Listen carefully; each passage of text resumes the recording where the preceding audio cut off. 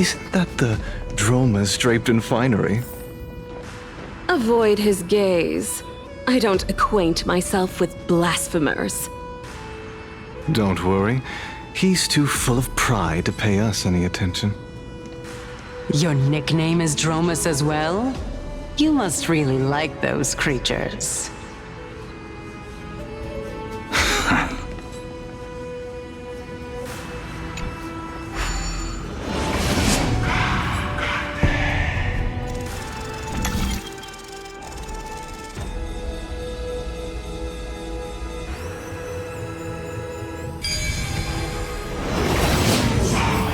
A student of Empedocles? I hear that his views run counter to the Venerationists. This is what being a scholar is about. A collision of ideas only occurs when there are differences in beliefs, and it is such collisions that lead to progress. Yet Lord Lygus and Lady Kindness are just ahead. I'll take my leave for now.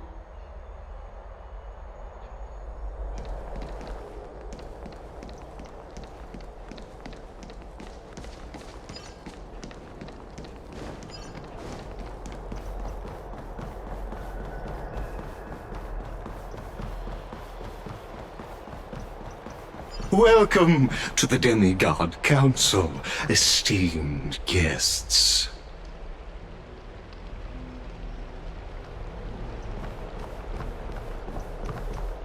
Lord Anaxagoras, oh, I've heard so much about you.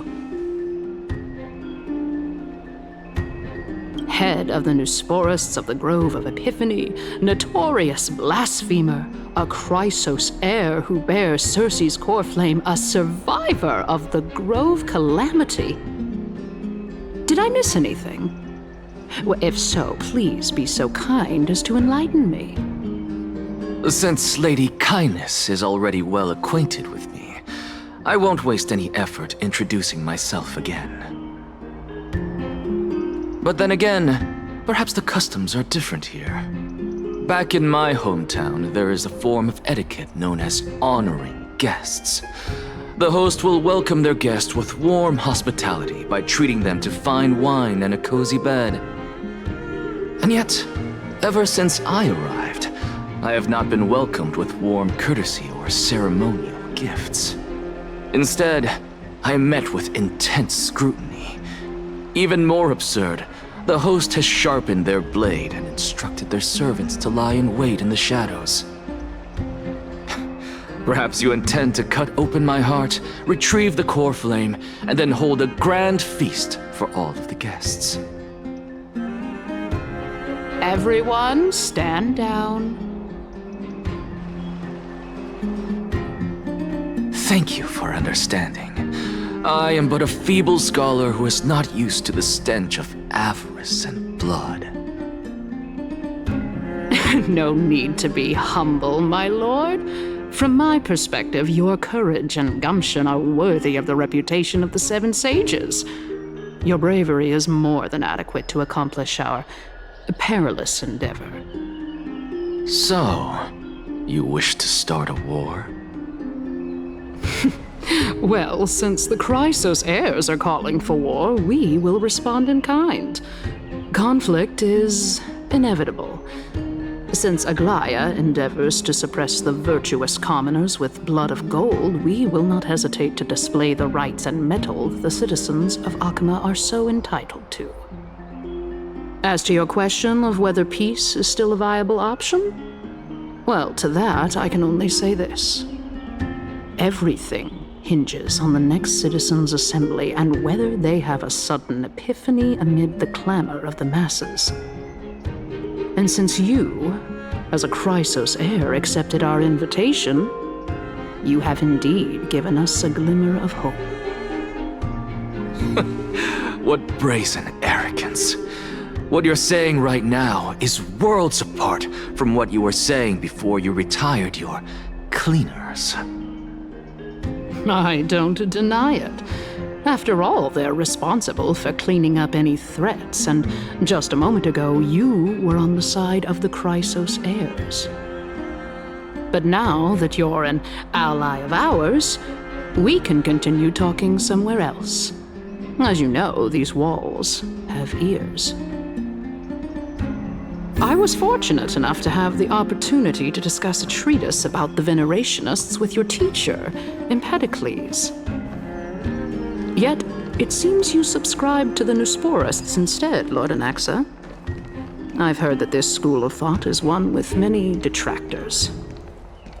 It's normal for ideas to have supporters and dissenters, just like how there are two types of people in this world: geniuses and dimwits.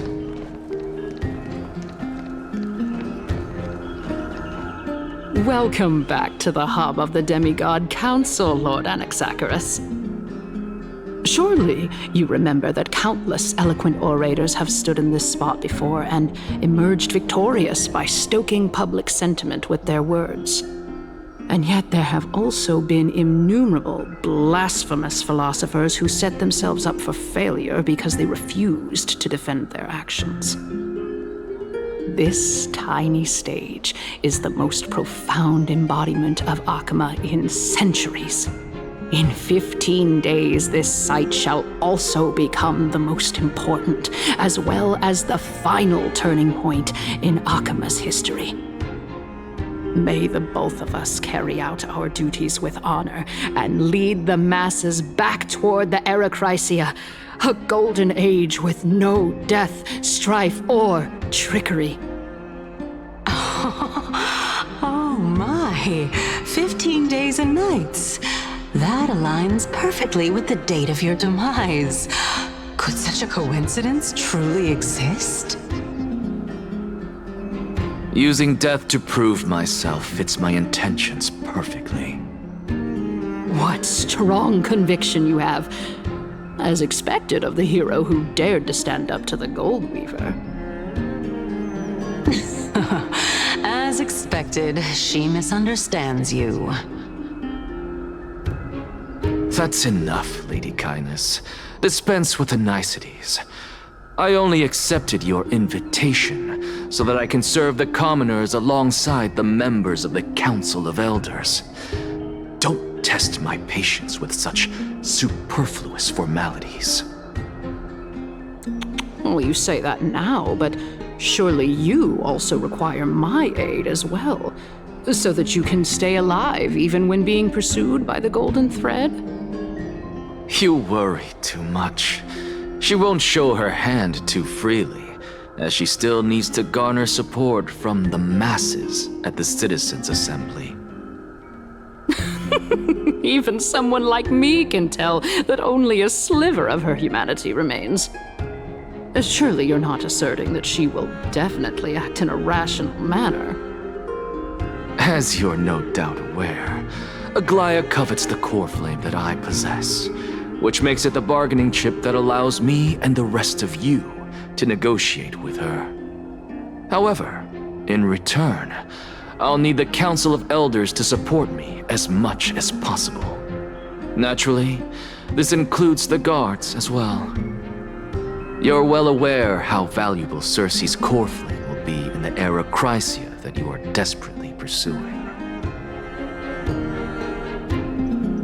Talk is cheap, so you'd better act prudently as well. I understand. After all, this battle of wits is just a means for each party to acquire what they need. As long as your request is reasonable, the Council of Elders never shortchanges its allies. Since we're both intent on mutual cooperation, let's not mince words and just speak plainly to each other. Let us decide how much we can secure for ourselves and how much we're willing to sacrifice, like true philosophers, with our words and wisdom.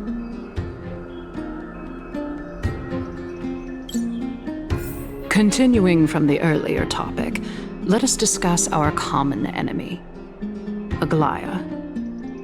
She is the second most experienced Chrysos heir across the whole of Akama, who has gradually lost her humanity to the ravages of time and the ablation of the core flame. A formidable opponent indeed. Admittedly, there is ample reason for her to take your life. Yet your previous reasoning is quite sound. As a seasoned political animal, it's unclear whether she will actually cross that irreversible boundary.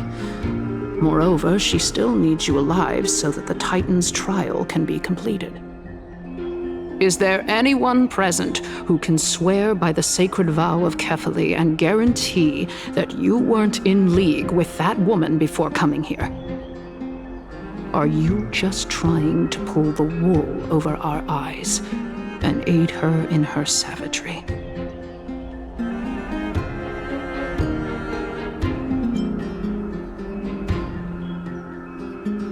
If Aglaya required a suitably intelligent Chrysos heir, then I'm the best fit for her needs. However, it's quite evident that she has no need for a Chrysos heir who could break free of her control at any time. Since I believe in neither Titans nor the prophecy, there's no way that I would willingly walk on the path that she extols.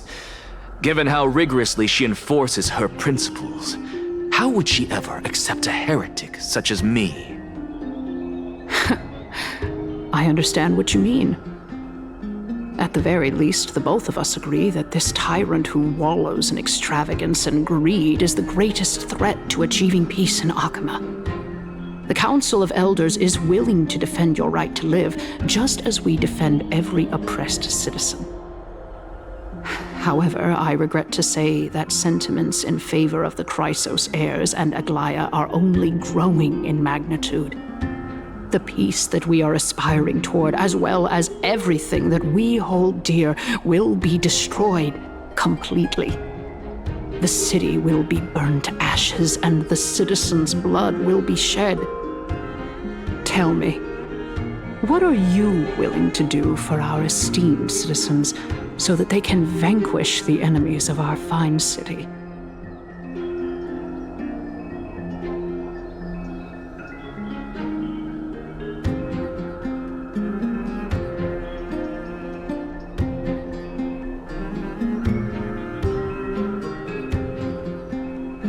Although the circumstances are rather unfortunate from an objective point of view, it is an undeniable fact that ever since the Grove was attacked, I have become the de facto leader of the Grove.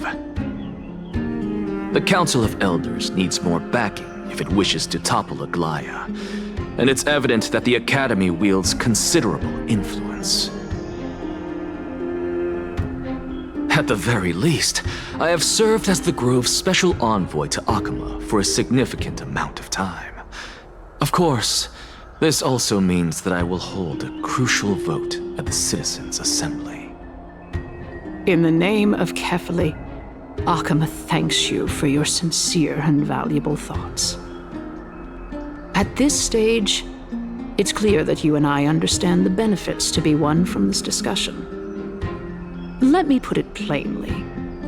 The Council of Elders has always been renowned for its fairness, and that fairness is built on a foundation of sincerity. The Council of Elders has vowed to all citizens of Akaba that it will always remain loyal to them. As for you, my lord, how will you guarantee that you will be able to live up to such earnestness and will not betray Akama's indomitable citizens when the opportunity presents itself? Just as you now betray Aglaya when it suits you.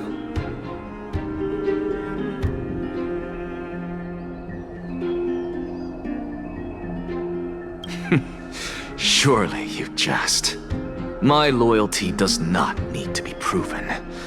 The fact that the Council of Elders is asking for proof of my loyalty is itself akin to a form of betrayal. I am incredibly honored to have witnessed the both of you bury the hatchet in a civilized manner. However, I am afraid that I must interrupt for a brief moment. As the Theoros, I have observed the following. Lady Aglaya, the Goldweaver, is currently on her way to Dawncloud. Oh. Well, I do believe that we might have a slight overabundance of guests today. Feeling dissatisfied, Lady Kindness? Despite the Council of Elders' lofty residence on Dawncloud, it must still tolerate the whims of the Chrysos heirs. So you were holding back just now. Seems like you are better at playing this game than I. In any case, I'm glad that she's arriving here. So tell me, Anaxagoras, now that you're an ally of mine, if Aglaya were to demand that I hand you over, what should I do? You can do as she says. Tell her that the Council of Elders merely wished to chat with me and had no intention of offending her. However, by doing so, the authority of the Council of Elders will be as thin as papyrus that has been soaked in blood. Not only can it be destroyed at the slightest touch, but the Council will also lose possession of a valuable core flame. No, more like 2 core flames. After all, at the next Citizens' Assembly, that young lady who is synonymous with death will also be standing on our side. Oh? How can you be sure of that? Is that of importance to you? All you need to know is that I have a plan. In my opinion, you should be more worried about the impending threat. If Aglaya can seize me in full view of the masses today, she could also dismiss the entire Council of Elders in one fell swoop tomorrow. If that happens, the discussion that we've just had will turn into an utter joke instead. Is this the outcome that you wish to see, Lady Kindness? Fine.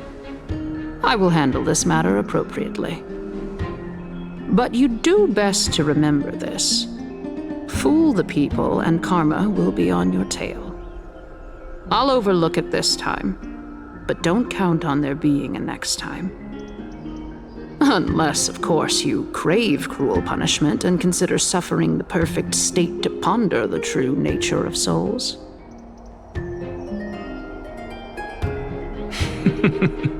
Well, what do you know?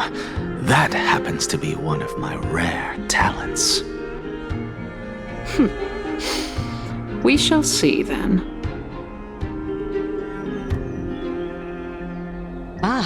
I've got to say that you've managed to really impress me again. But shouldn't you be going after more? Dying to know what I'm after. I mean, I'm the reason Titan after all. It is in me to ask and seek answers. Easy there. You'll learn the answers soon enough. I didn't bring it up with her purely because she doesn't have the means to give me what I truly want. It's as they say, onlookers see most clearly. The true masters of Dawncloud have always been the Theoros, who watches over everything.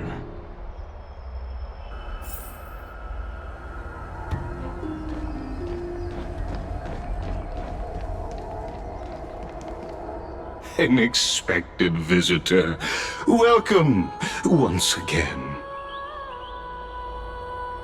You know, you could actually skip all the pointless debate and come straight to me to seek an audience with Kefali. I have no reason to refuse you, do I? You may not, but Kindness has. Whoever gets hold of Kefali's core flame will get to rule over Akama. She's wary of me, so naturally I had to gain her trust. I would say that debate was not at all pointless. Very true. In my view, this individual has gone to great lengths to get close to Kefali. He might very well be plotting something nefarious against the Titan. Are you still willing to let him pass, knowing this? Yes, very much so. All living creations are always free to visit Kefale's transcendent vessel. This comes with being the world-bearer. How convenient it is to be able to hear what they say.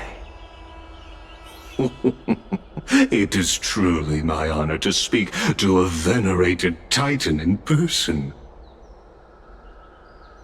Please, go ahead. Let me join you both on this journey. Oh, a bygone myth tells of an occasion where Kefale once answered their followers' questions on the peak of the holy mountain. Their followers have since believed that scaling this Titan cliff is one way of being with the god. Hear that? It's not every day that you get to climb a mountain with Circes. You should sing me a hymn of praise. Titan hymns are beyond me.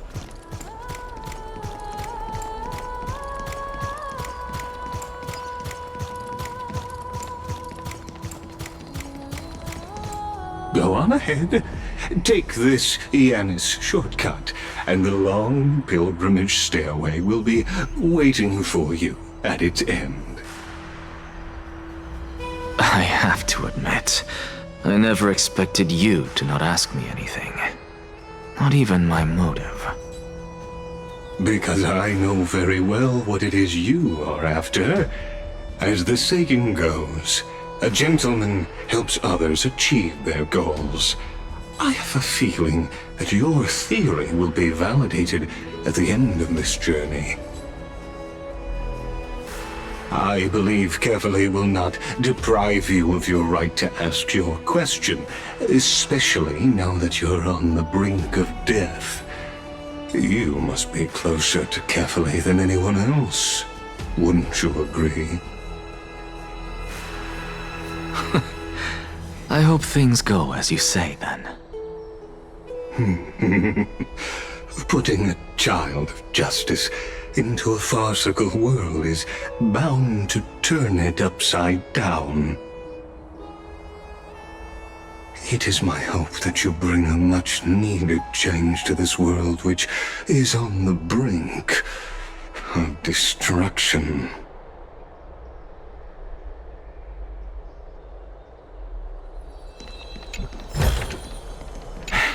I suppose I can just ignore this.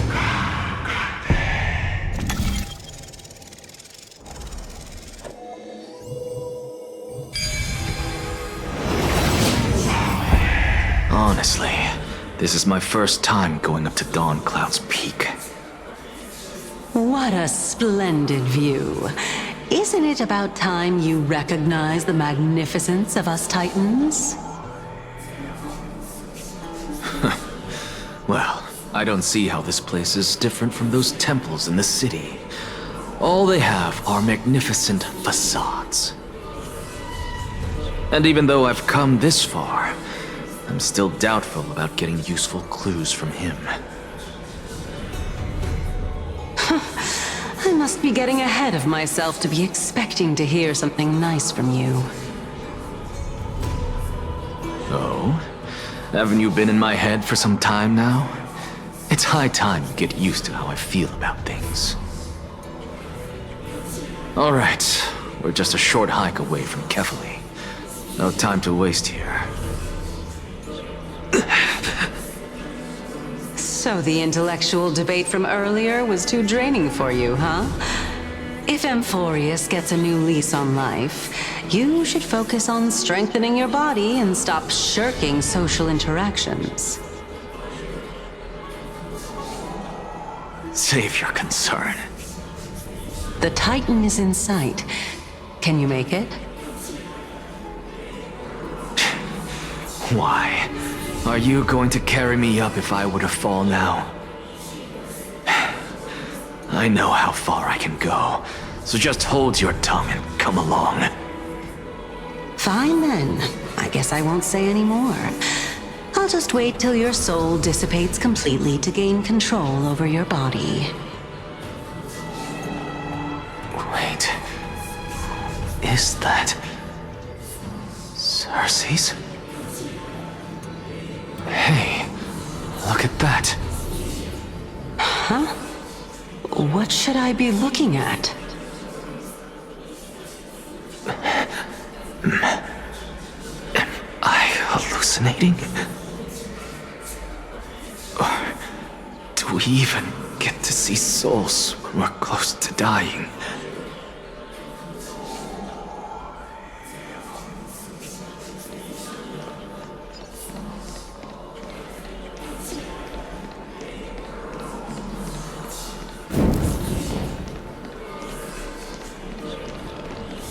Oh?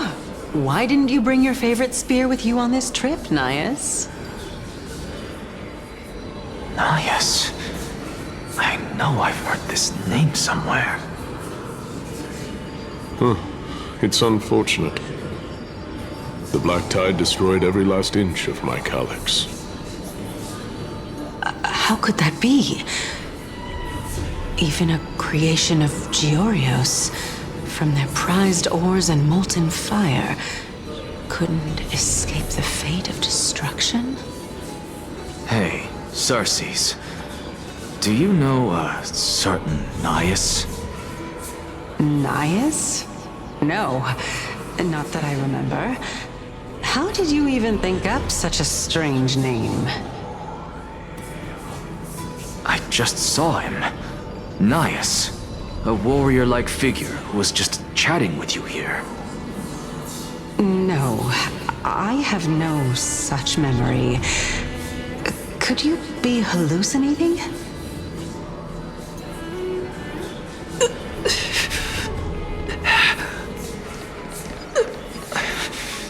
This is a departed spirit.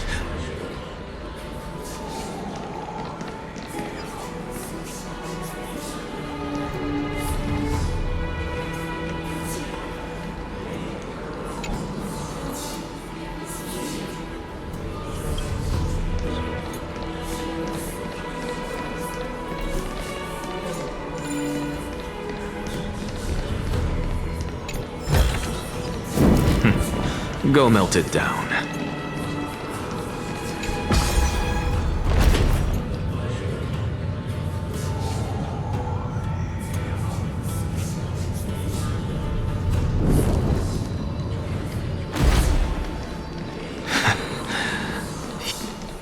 Enough about me. Did Kaos ever reply to you? Well, regrettably. Seems like the price of becoming a demigod is a lot heftier than we thought. Kaos. Demigod. I've never heard of this person. Which Titan's authority did he inherit? Look on the bright side, Nias.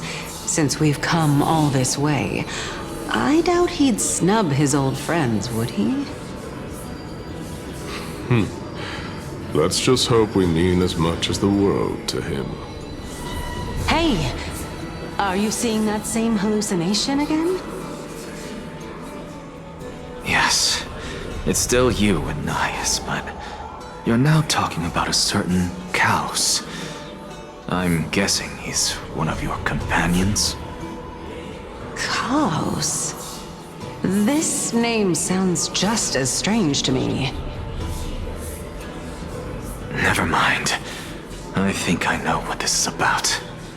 If things are as I thought, then they aren't hallucinations, but the souls of people. What? But if those are the souls of the dead, then what am I? Beats me. For all I know, you're just an illusion I conjured up in my dying moments. Let's just keep going. As long as I take in more sights and hear more stories. Know your limits. Wander too far among the dead, and even I might not be able to save you.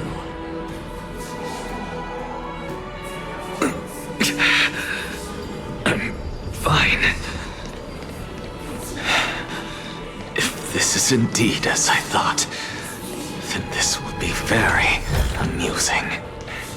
I suppose I can just ignore this.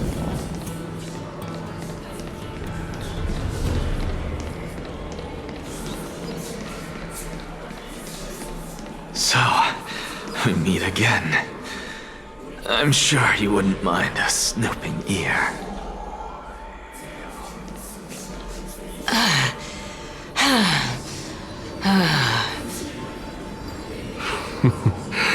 Can you keep going?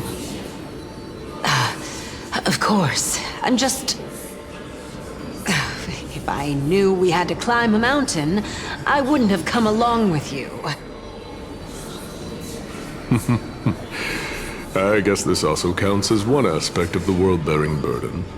If Amphorius does have a next life, you may want to get your body in shape. Keep your sarcasm to yourself. I'm not getting anything of value from them. I would sooner throw myself off this cliff and hit rock bottom than exercise even a little.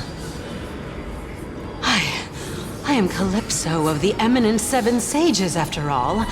Training would make me no different from those Helcalithist barbarians. Calypso. She's one of the Seven Sages. A member of the Grove? No, she can't be. I would know her name if she really were one of the Seven Sages. Hey, Circes. Does the name Calypso ring a bell? Circes? Daggone. Doesn't matter. I can do this myself. Looks like I'm near... Oh, beautiful old world. Where are you now? Oh, legendary era Chrysia, return to the mortal realm. Splendid gods once walked the paths we walk. Alas, all that's left of that warmth is a hazy mirage. Why are you chanting that too?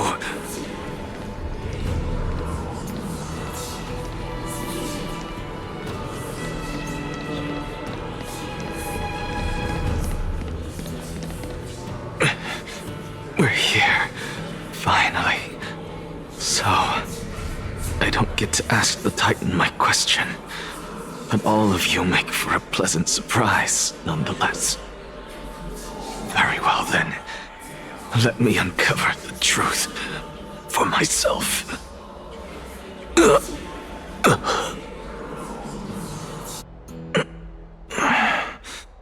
Did I still fail to make it in time? Huh? So, I'm back here again.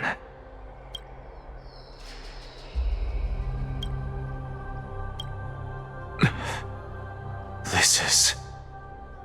I can hear it. I hear it from the depths of the tides, behind the closed doors of the void world. A voice ready to tell me something. This time, the voice is a lot clearer than before.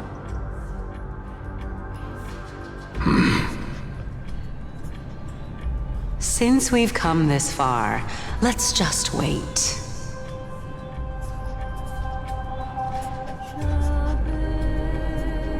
Lord Nias and Miss Calypso, are you both here to visit Chaos too? Yes, and we've been waiting for quite some time now. Regrettably, he hasn't answered us. The worst-case scenario is that he's already been overwhelmed and crushed by the world-bearing burden. You're overthinking, Lord Nias. I can still sense Chaos' soul in the area. And besides, we both know Chaos' nature. A deliverer like him wouldn't fall so readily, much less give up on all that he holds dear. Isn't that so? Yes, I have faith in him. That reminds me. Why are you making this trip alone, Polixia? Oh, my sister needs more time to make sure the flowers are fine.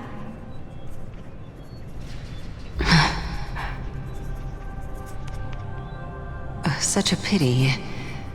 Both of you have hearts kinder than anyone else. Yet you are born only to take over Thanatos' divinity. Everything that I see and hear this time has left me shaken to the core. What may seem like a mundane conversation is in truth a once-in-a-lifetime exchange that has revealed the ultimate answer to Circe's question. The conjecture has taken shape and must now be solidified into a theorem. Next, I only need to seek verification from Kefali. By doing so, I can answer Circe's question and reclaim my body. But no, I will not do that. That isn't important. Because another one of my conjectures, one that I have always dreamed of proving, has been proved right this very instant. Fusing a mortal soul with that of a Titan to replace said Titan is not a ludicrous idea after all.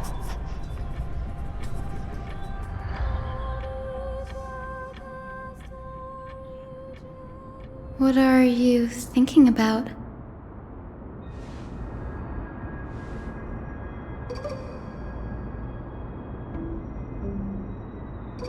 Is that so? You don't look the slightest bit amazed, though. Plus, you seem to be strangely familiar with the city around the Great Tree.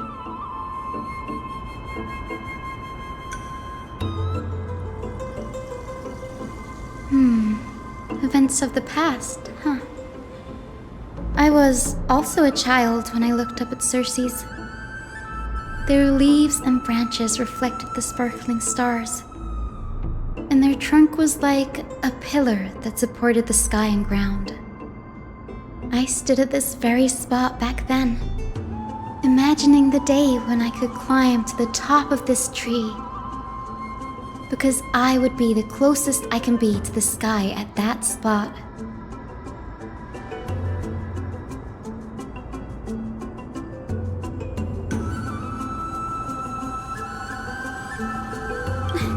Don't read too much into it.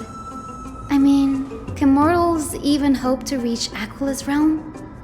They're a strict and draconian god, nothing like Circe's. Reason is willing to share what is theirs with others, but Sky only expects people to revere them.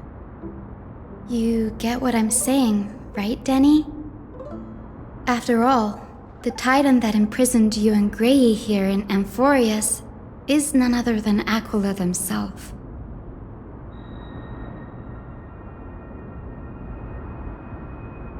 But there will always be people who dream of soaring towards the sky. The Grove has a wealth of research on Aquila, and that is exactly what we are here for. It's just, I never thought Grey would meet with something like that before we set off. As a physician, I should have been there by his side.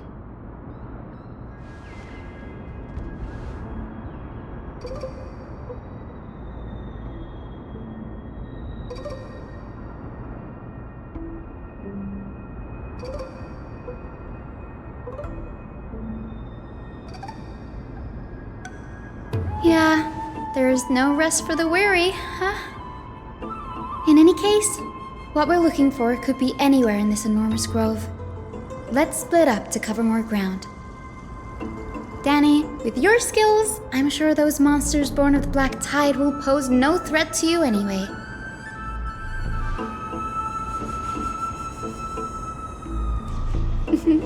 Have you forgotten that you're talking to the chief physician of the Twilight Courtyard? Have more faith in me. I'll be just fine.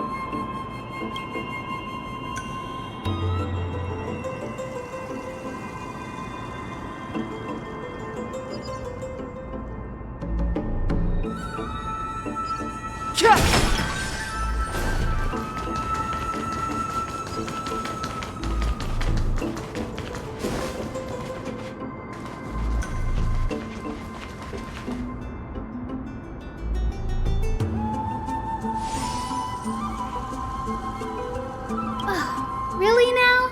This is way more trouble than I could have asked for. Or you could sit back and watch.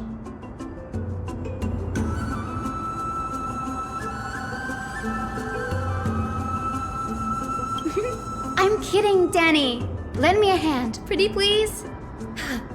All right, now let's get him!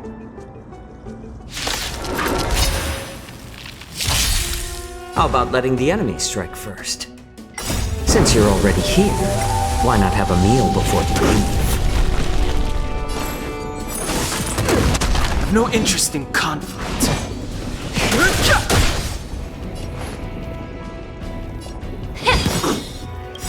The truth burns clear as everything in this world. It's bleeding. I weep for the departed. It too shall fall.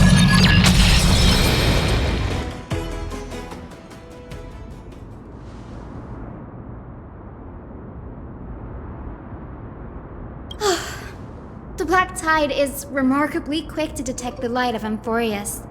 So or rather, the blessings of the Sky Priest in me, might have unknowingly called them to me. Anyway, never mind that for now. Here, you might want to have a look at this. I found it around here and thought it might be of interest to you.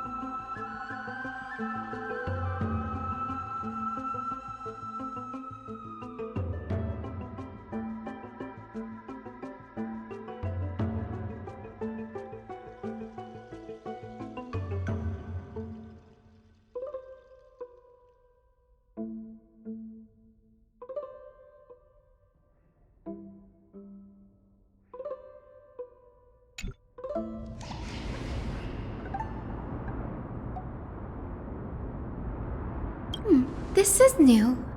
I didn't know Professor Anaxa was researching the sky. He's never mentioned anything about it.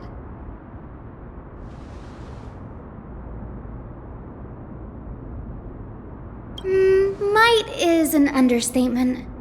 Anaxa has never been one to venerate the gods, nor has he ever found it within himself to put any faith in the prophecy. People have come to think of him as a heretic, even in a place as liberal as the Grove. Yet, it is also this very blasphemer that Circe's favors. Fate sure works in mysterious ways.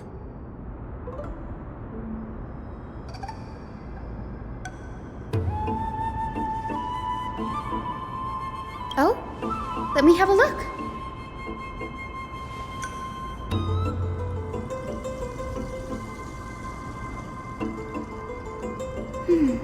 By the looks of them, These scrolls are records of 2 conversations that took place in the same setting, one after the other.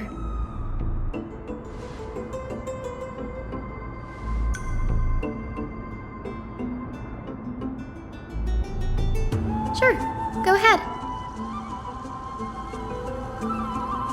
The Grove of Epiphany is home to 7 schools of thought. While all 7 schools are founded on the ideologies of Thalesis, the first scholar, each is unique in its own way. Among them, the Venerationists revere and worship the Titans the most. As the sage of the Venerationists, Euthyphro has always been at loggerheads with Anaxa. If we were to place the 7 sages on the scales of Talanton, Anaxa and Euthyphro would be placed on opposite sides to achieve balance.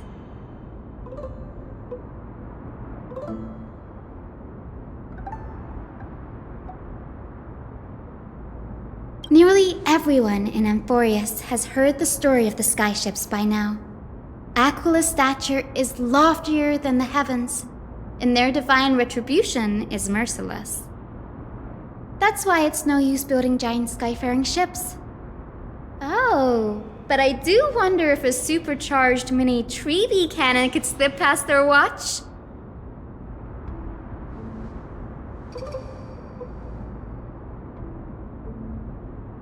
Newsporists primarily study the application of alchemy in soul repair. Everyone considers Anaxa a blasphemer, but that has never stopped him from sharing his ideas, no matter how taboo. If you must say that he's hiding something, then it's likely what lies beneath his eye patch. Anaxa often says that every failure brings us one step closer to the truth. Perhaps, to him, the crash of the skyship carries a different interpretation. The firmament is not impenetrable. On the contrary, it was precisely because the skyship represented the first step toward breaking free from the shackles of the earth that it provoked the wrath of the Sky Titan and brought divine punishment upon itself. It's a shame that the majority of the Grove's research on Aquila was headed by the Venerationists, with sacrificial rituals making up a predominant part of their findings. Discourse about more esoteric subject matters in relation to Aquila dwindled even further after the skyship incident. So much so that even this scroll is completely new to me.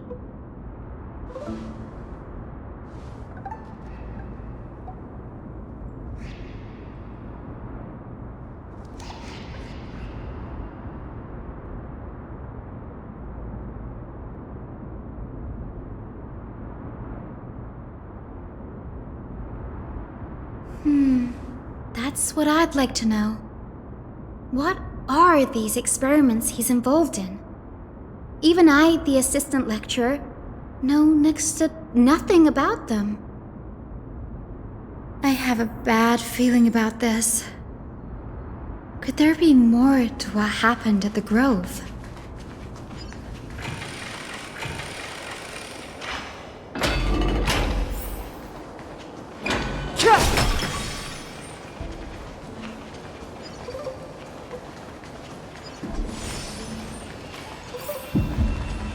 This is the Library of Philia, a place where the Grove stores its collection of tomes. Other than books written by the 7 schools, you can also find philosophical texts, ballads, and religious writings from the Outlands here. Cities that desire to learn from the Grove were apparently expected to contribute knowledge of equal value to what they sought. We've had more than our fair share of hilarious episodes over the years. For instance, it's said that the Erythrocheramists once borrowed a manuscript from a certain author, but ended up returning a copy instead of the original. What's more, the original manuscript was supposedly then hidden here.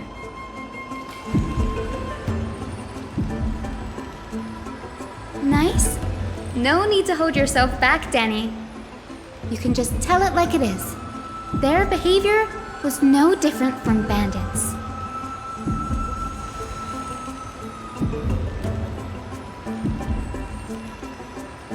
Whew. You've got me there. Some said you couldn't even find a dictionary in Castrum Kremnos, so I guess they were spared. There are too many books in the Library of Philia. Flipping through them all will take too long. Why don't we use the Biblioslate to search for the texts we need? We can bring them back to Akama for reading after that.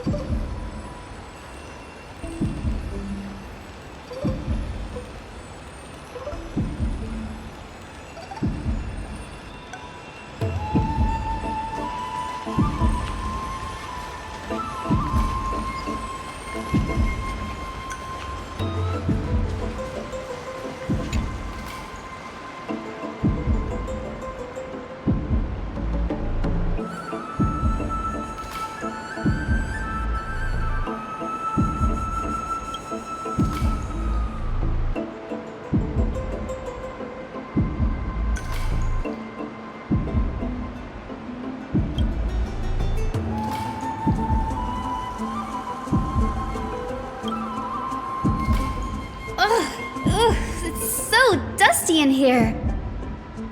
Whoa. Are these all complaints about him?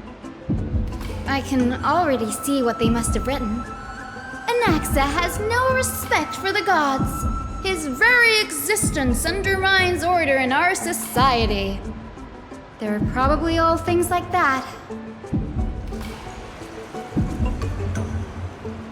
Why else would they call him the Great Performer? When Anaxer established his school of thought, the first thing he apparently did was read his own work to everyone. Are the Titans truly an accurate reflection of what humans think gods should be? Worlds created by gods are indubitably perfect, but what of Amphorius? Only foolishness and insensitivity everywhere you turn.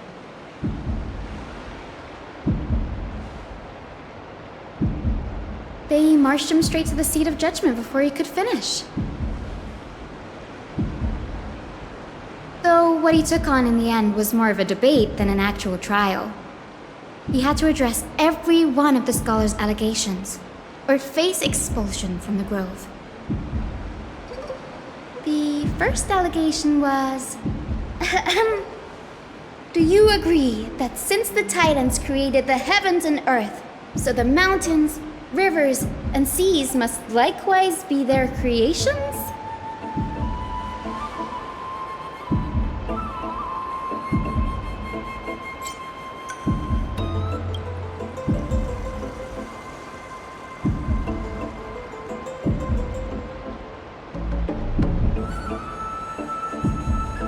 Anaxis said the same thing then. Needless to say, his critics didn't take kindly to his answer, so they followed up with a second allegation. You claim to be studying souls, yet you are, in fact, defiling them and committing acts condemned by the gods. Do you admit it?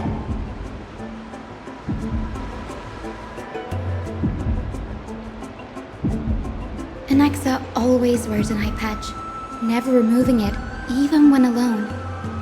Some say he used one of his eyes as an alchemical ingredient. Every being in the world owes their safekeeping to Kifili, and this is even more so for the Chrysos heirs who have divine blood coursing through them. If he has really done something of that nature, then it'd indeed be sacrilegious. Thankfully, they had no way to prove it, so it amounted to nothing more than an allegation in the end. One by one, Anaxa engaged in wars of words against those who would challenge him. Toward the end, a scholar asked him, Anaxagoras, have you any respect for the gods? It was only after a brief silence that he answered, I have never denied that titans are meant to be noble constructs.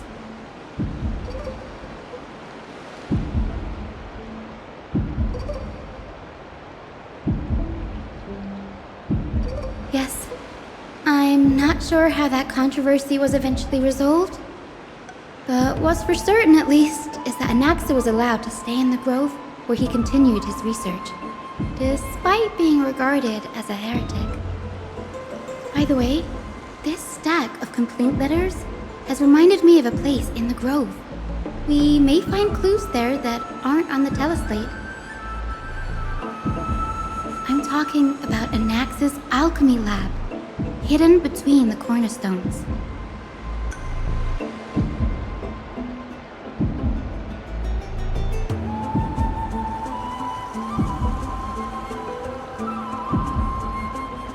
It's a well-kept secret.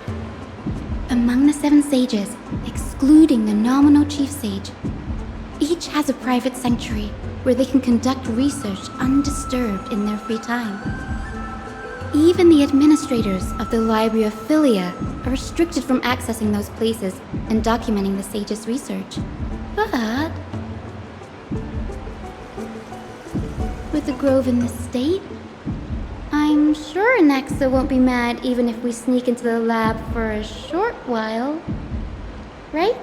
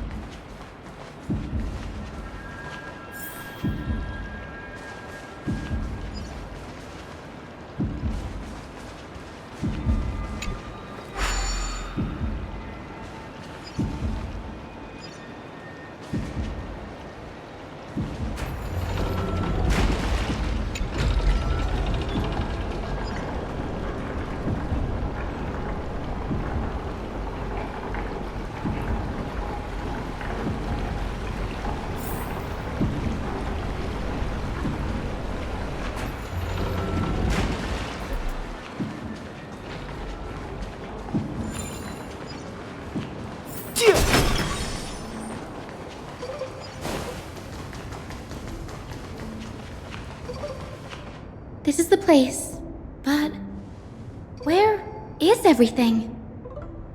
Materials for alchemical experiments, matrix diagrams, and even the seal to the lab. They're all gone. Did the black tide destroy it all?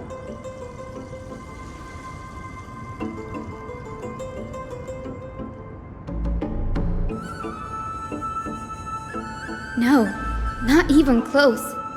Not only are alchemy experiments high-risk activities, but Professor Anaxa also has a penchant for using bizarre materials.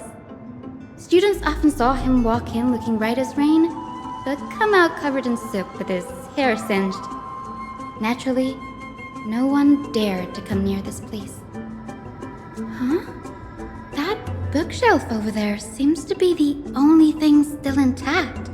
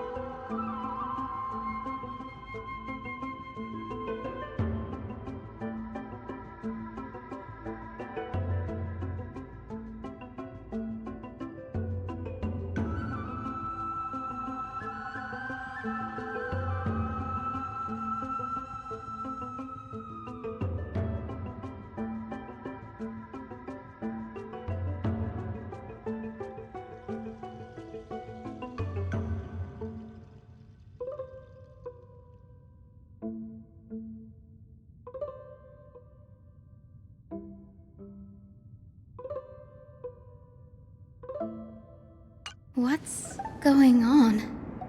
Anaxa is conducting research on our friends in Alchema and... me?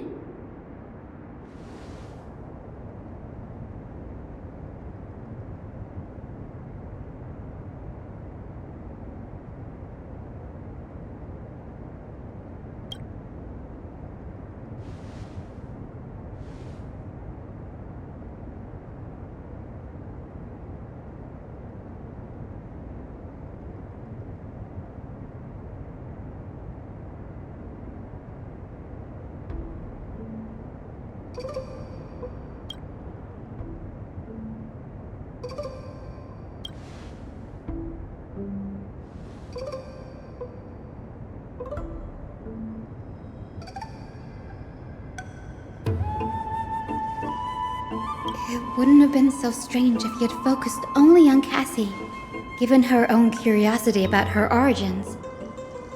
Plus, considering that the new sporists have crafted omnipotent medicines capable of curing diseases, it also makes sense that he would conduct research on immortal Chrysos heirs. But now, it seems Anax's objective was never to create medicine, but to identify the origin of the golden blood and figure out its inner workings.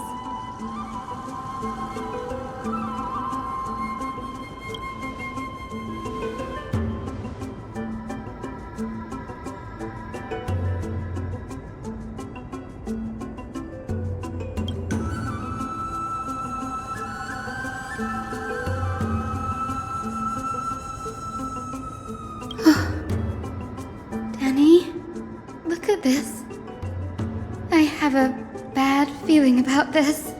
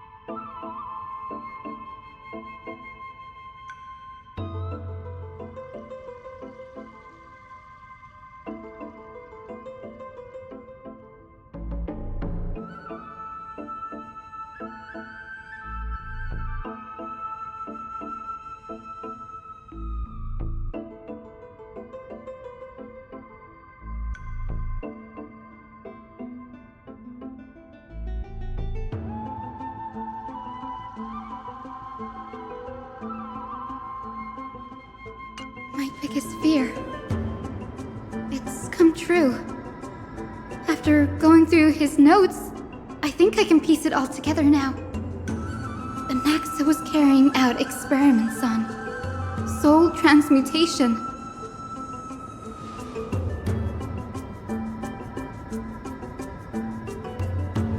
Yes, this is what he was secretly conducting research on. Something he had to keep hidden from others. Compared to his public speeches, this is the real blasphemy. Oh, I just thought of something. Do you remember when the Black Tide was approaching? The Grove had planned to send Cersei's core flame to a safe place. But an accident happened along the way, and Anaxa lost his life in the process?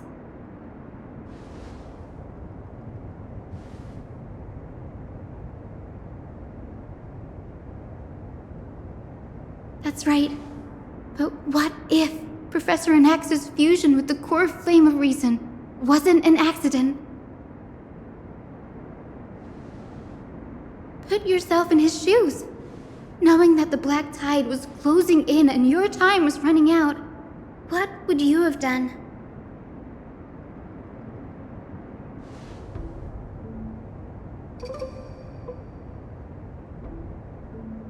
Exactly. When the black tide came, the true reason Anaxa headed to the Luminary Throne was to transmute and fuse himself with the Titan's core flame. No. Judging from how he reacted after the event, the results came as a surprise. Maybe he failed to consider the possibility that Circes would make a similar decision. The manuscripts detailing all the alchemical formulae have been taken away. His research is still ongoing.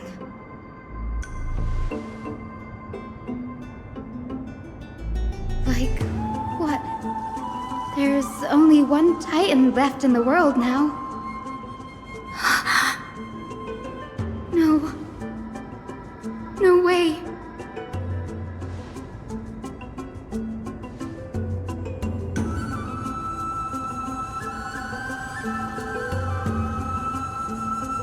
He's after Kefali. Sir, this sky above us, it's not real, is it? Of course not. This is just an image from a projection device used for educational purposes. A simple trick. The day-night cycle has been lost to this world. So that students like you may still learn about the night sky, astronomers have harnessed the Titan's miraculous power to manipulate the light, projecting the nights of the past here for you. Much like how the sky above the holy city is also illuminated by Kefali's dawn device. So, the skies of Akama are fake too. You mustn't conclude that, Anaxa. You should know that only a child would expose a trick and be proud of it. Often people know more than they let on. They simply choose to feign ignorance because they have no other choice. Then they're just deluding themselves. People believe in Kefali's tale of Genesis, accepting wholesale whatever the priests preach. But we're different. We've already walked out of the firelit cave of ignorance. We have already realized that we live in a world where Titans make the rules. Even when we look at the sky, we're only seeing what they allow us to see. Rather than gazing at this mockery of a night sky fabricated by them for the rest of my life, why shouldn't I be the one to take control of the projection device instead? So much time has passed since you sowed the seeds of doubt in my heart, child. Many a night, I find myself penning down all my theories and wild ideas, only to burn them to ashes when I open my eyes in the day. Why? Because we'll face death by burning if word gets out? As a sage of the Venerationists, my soul has already become inextricably linked to the great tree. Every word I say and every move I make is certain to influence every leaf, every branch, even the tree itself. But above all else, my days are numbered. Instinctively, I have my doubts about the golden blood and the human soul, yet I have no means of verifying them. The golden blood in my veins is woefully thin, and I am loath to waste what little time I have left obsessing over a hypothesis that cannot even be proven in the first place.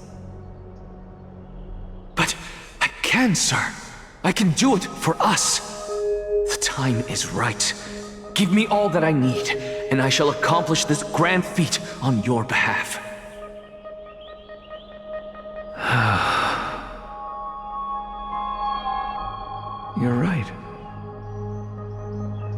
I shall do just that.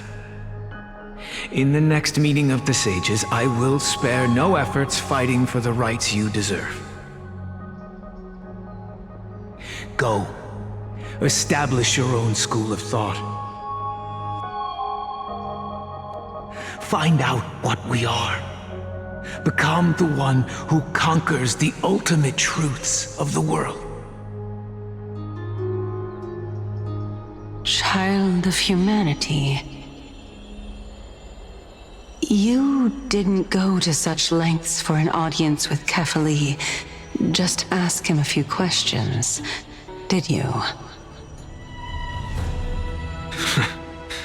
So, you figured it out. If I were as foolish as a Dromus, perhaps I'd throw myself down and prostrate before their greatness, begging for the gods' prophetic wisdom.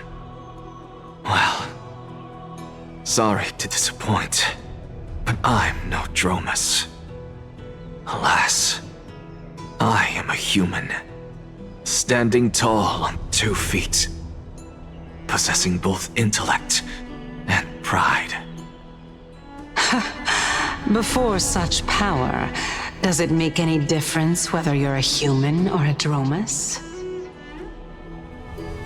I'm sure you're familiar with the story of the Styxians.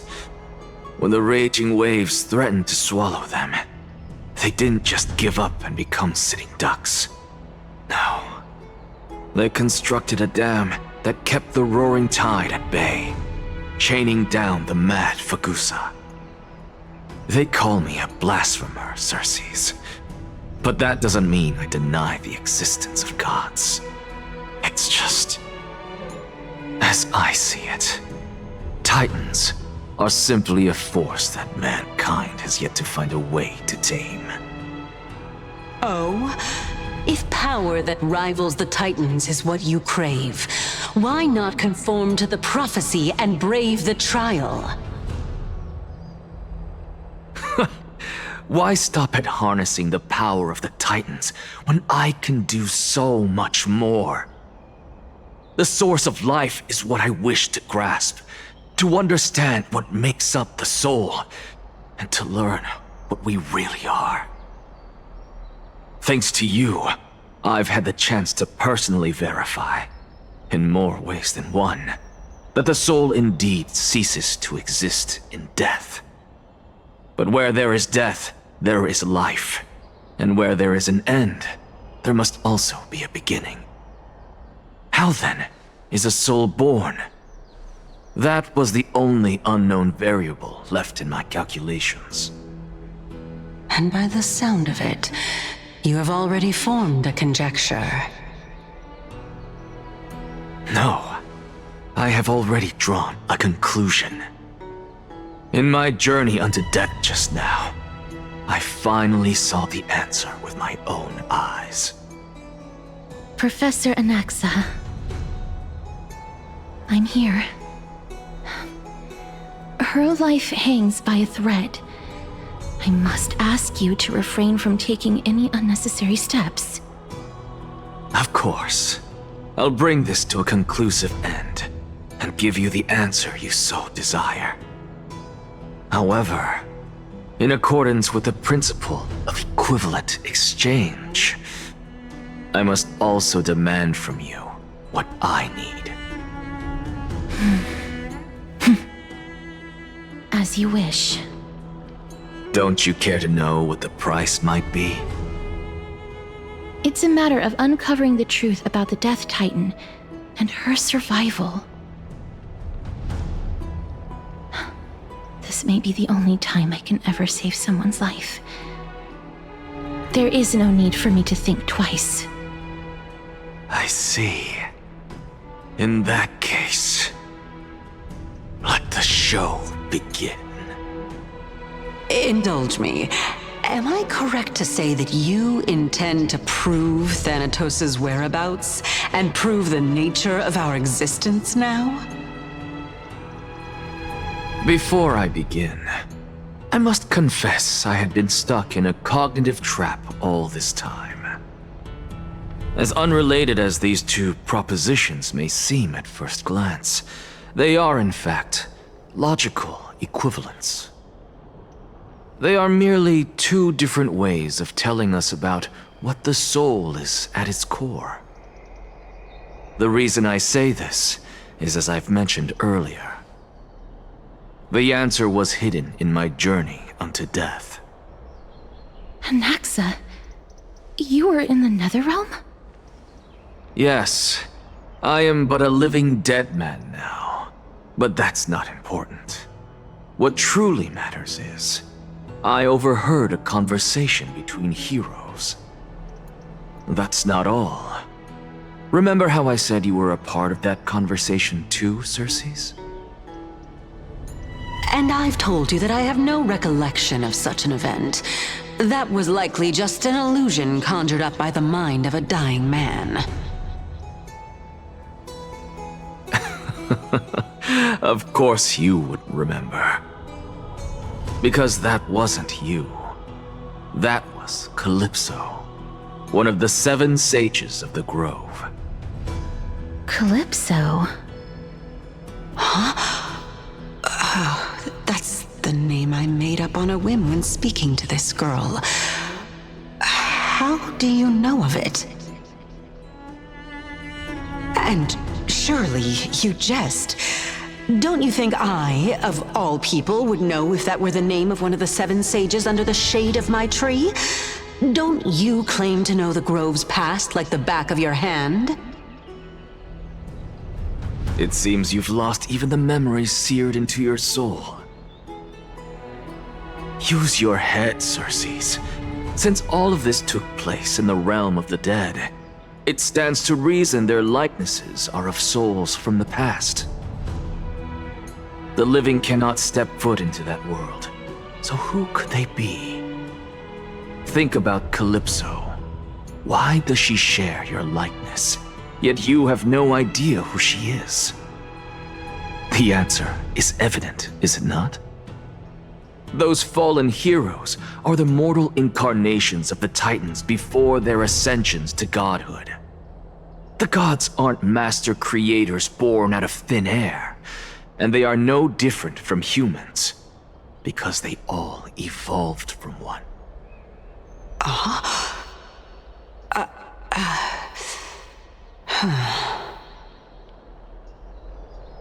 Does this answer disappoint you? Yes, because you've answered nothing. If I truly was once human, as you claim, then where do the children of humanity come from? Even on the off chance that you speak the truth, this brings us no closer to grasping Thanatos' whereabouts. How are we to find them? I knew you would say that. But it matters not. I know what I'm doing. Actually, why don't we have this supreme being standing before us tell us everything?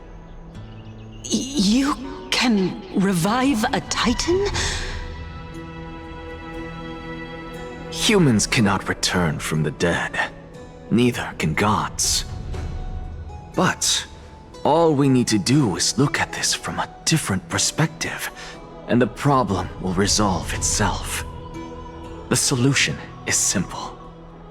Just like what you did to me. If I'm reborn as Kefali, I can rebuild the world and all within it as they once did. Simple, is it not?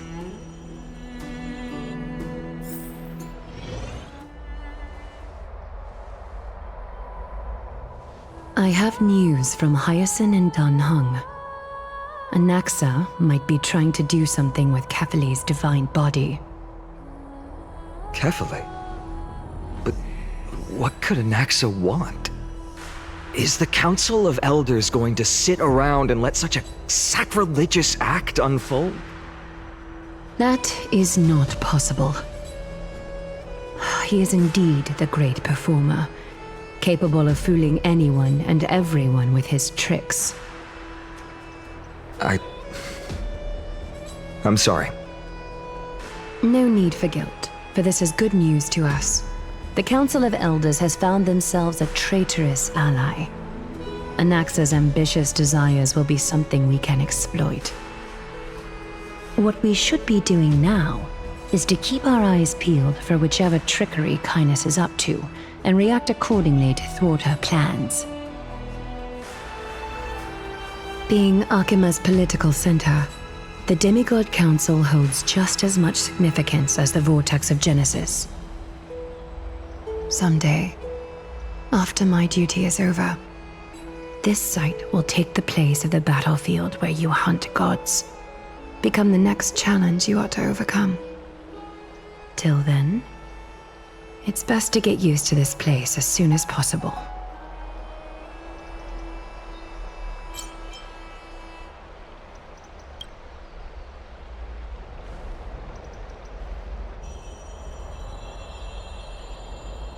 Preposterous! The Christos heirs only have their standing because of the Council of Elders! How dare they trample over it!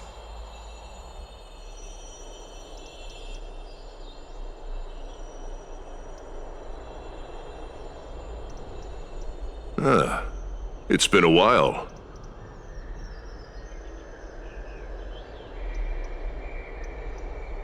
What is that supposed to mean? Is this really the sort of person that the young lord praised as a ferocious warrior?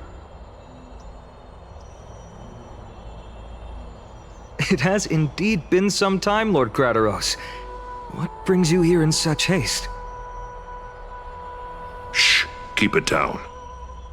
Be more vigilant. See those duplicitous dogs over there? They do the dirty work for Kindness. I've already ordered my people to hold them back, but we should still lay low. Unless you're itching for a bloody fight to get a workout in. My bad. So, did something happen?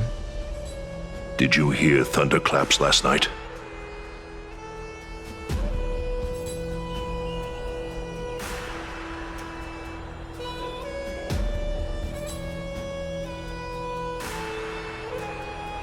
Hacker, what? She's been through a lot lately. Please pardon her. Can you tell us more about these thunderclaps? Thunderclaps are beacon signals of strife. They are a message from the young lord. He threw a spear bearing several words at Akama. Watch out. The Flame Reaver is back. I guessed as much. We didn't actually kill them back at the Kremnos Arena. I figured this is something you would want to know. We Kremnoans never back down from a fight. So if you plan to take that thing down in a battle, reach out to me anytime. You have my gratitude. I will let Aglaya know about this right away. Remind her to be on her toes while you're at it. That vicious Kindness has been unusually active lately. Those lackeys she keeps under cover have been going in and out of the city a lot more frequently these days. Some even seem to be getting Kremnoans to defect to the Council. Get off the stage! Get out! How dare you! Don't place that! That's her. Looks like you can see it for yourself. We should get back. Thank you for the intel, Lord Krateros.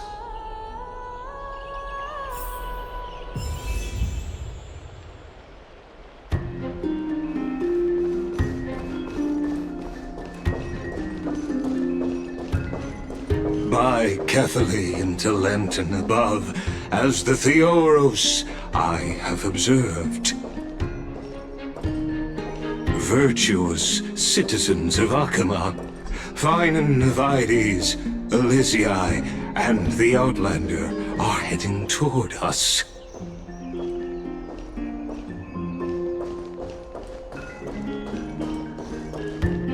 Aglaya, what happened here? I know about the poisonous fangs of that king snake through the golden threads. In the past, I would be confident about keeping her in check, but I admit I am now unable to do so. What do you mean? It is no longer about eloquence or arguments. I have been a demigod for far too long that I hardly have any humanity left. Before I realized it, I have become no different from these hypocrites, no longer capable of relating to the people. This has come a lot sooner than I expected. But perhaps it is time. I need you to step up, Finan, in order for me to retreat behind the scenes. Yes, this is my duty, but...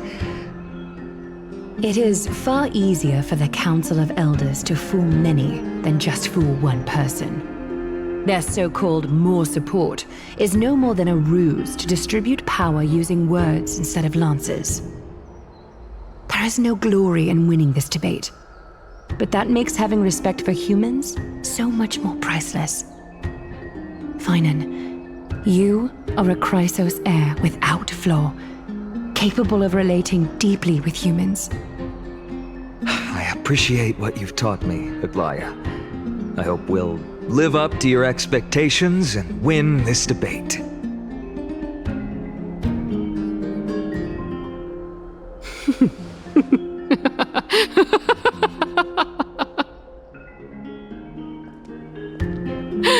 Oh, you've done well, Lord Calictus.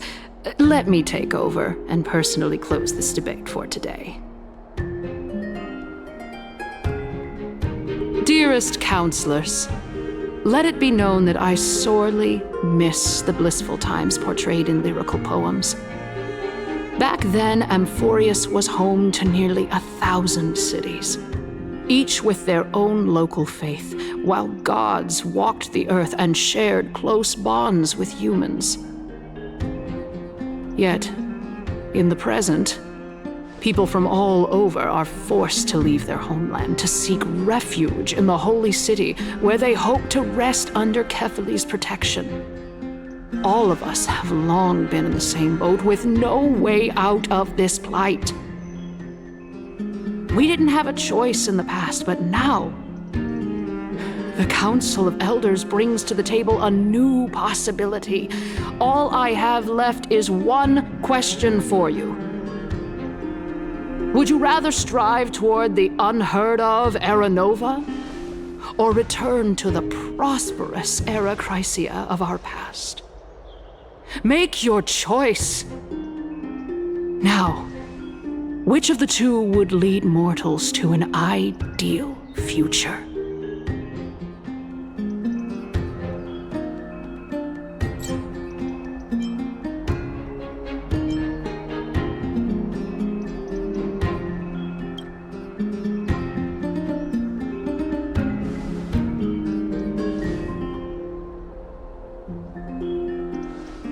We all know that Era Chrysia is a thing of the past, Lady Kindness.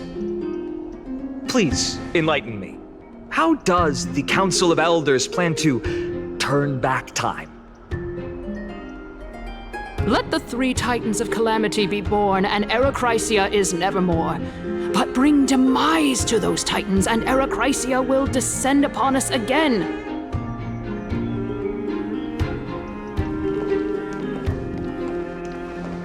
Know that the Council of Elders is never one to make empty promises. Look at who we have on our side. Anaxagoras, one of the Grove's 7 sages, and Castorus, Idonia's goddess of death. With the help of these 2 heroes, I can promise all of you that Era Chrysia will exist once more. Aren't they Chrysos heirs? They're supporting the Council of Elders instead? It's clear from the start that these heroes do not get along well in their group. All the more proof that Aglaya is unfit to speak on behalf of every Chrysos heir.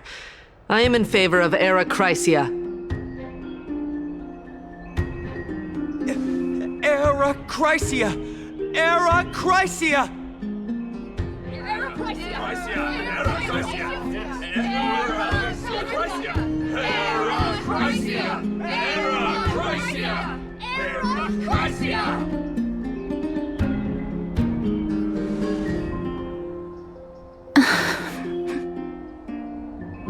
Castorus? Why are you standing over there? You finally arrived, Naxa. So have you, Cass. Don't worry, Aglaya. Well, I know that you have many queries. Could you continue to converse like how the citizens normally do? Tell me, dear citizens, if we successfully retreat and return Thanatos' core flame without anyone passing the Death Titan's trial, what would happen next? The answer is simple. We will have a chance to rid the world of death and bring Amphorius back to an era when all beings live forever. We'll usher in a new future that will be entirely different from the Flame Chase journey. He's one of the 7 sages. That's impossible.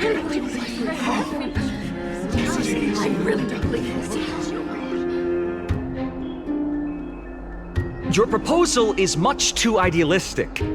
As long as the Black Tide still exists, how can we go back to the old days? Remember what I previously said? Kefali's core flame is guarded by the secret power of the Council of Elders. Plus, Pagusa's water curtain will be able to block out any external perceptions.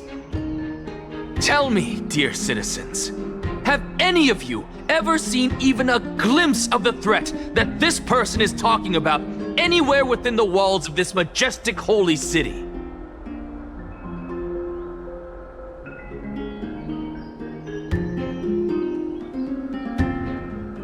If we eliminate death, then there's no need for us to fear that Flame Reaver, right?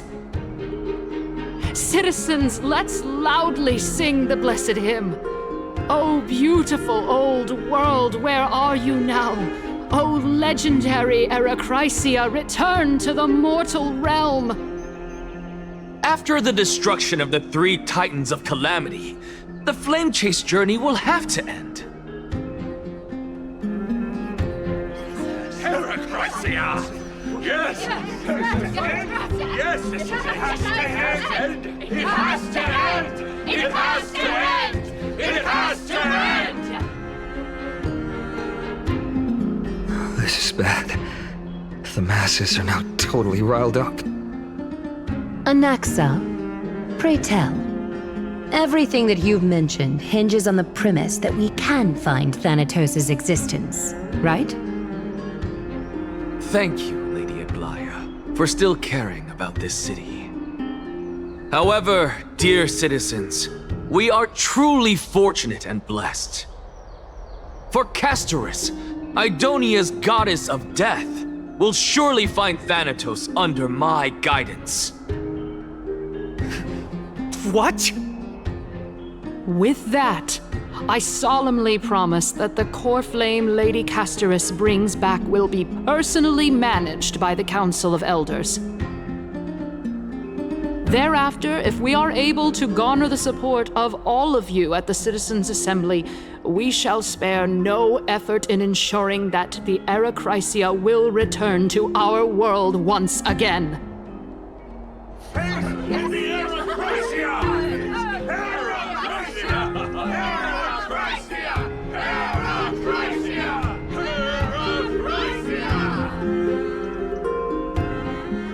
With the balance shattered, the result is clear. By Kefali and Talenton above, as the Theoros I have observed. Akama has chosen her destiny. The issue up for discussion at this Citizens' Assembly shall be modified to the suspension of the Flame Chase journey. This resolution shall be put up on the Wall of Heroes, such that all citizens are aware of the city's way forward.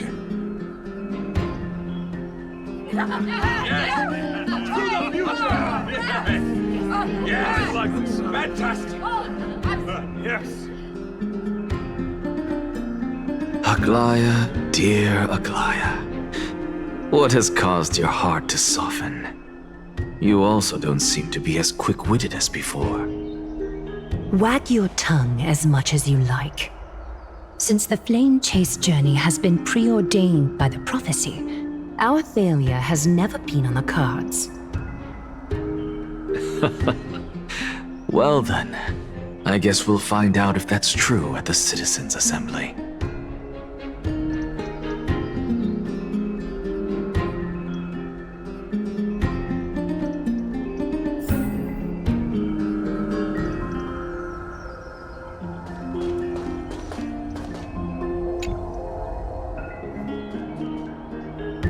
Well, it seems that when I sent you to look for Anaxa, I unintentionally facilitated your partnership with him instead. My apologies, everyone. I know that you have many questions to ask me. I will answer them to the best of my knowledge. In that case, please tell us as much as you can.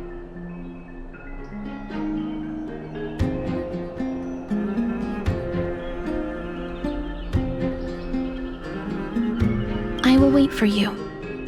This matter is of great consequence, and Miss should hear the entire story from beginning to end.